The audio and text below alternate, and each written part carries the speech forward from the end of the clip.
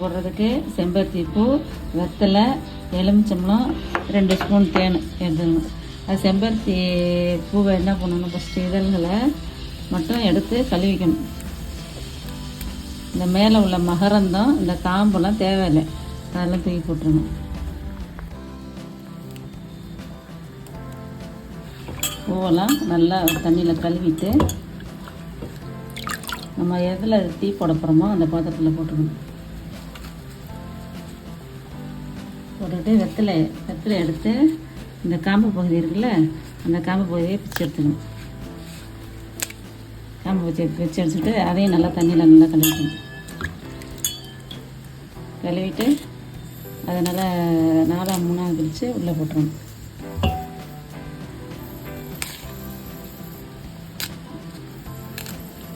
போட்டுருணும்.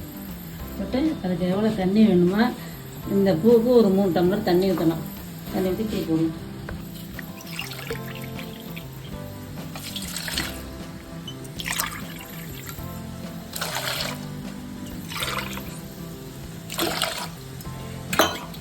தண்ணி ஊற்றி அடுப்பில் வைக்க வேண்டியதான்.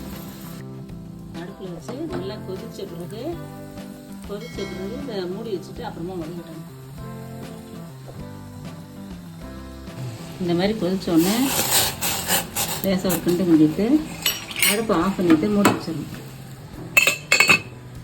உடனே சூடாட்டி குடிக்கிறதுக்கு இதை எடுத்து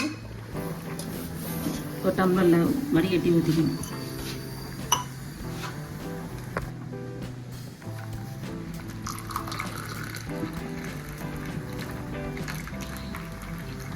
இதை வடிகட்டி எடுத்துக்கிட்டு ஒரு டம்ளரில் 4 சொட்டு எலுமிச்சம்பழம் விட்டால் போதும். 4 சொட்டு எலுமிச்சம்பழம் விட்டுட்டு 2 ஸ்பூன் தேன் விடணும். அதில்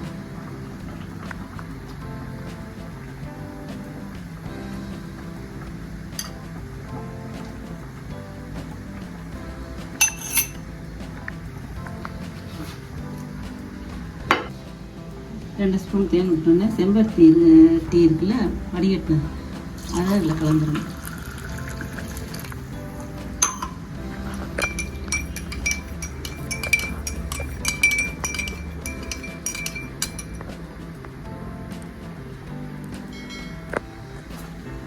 அது சுவையான செம்பருத்தி டீ தேன் கலந்து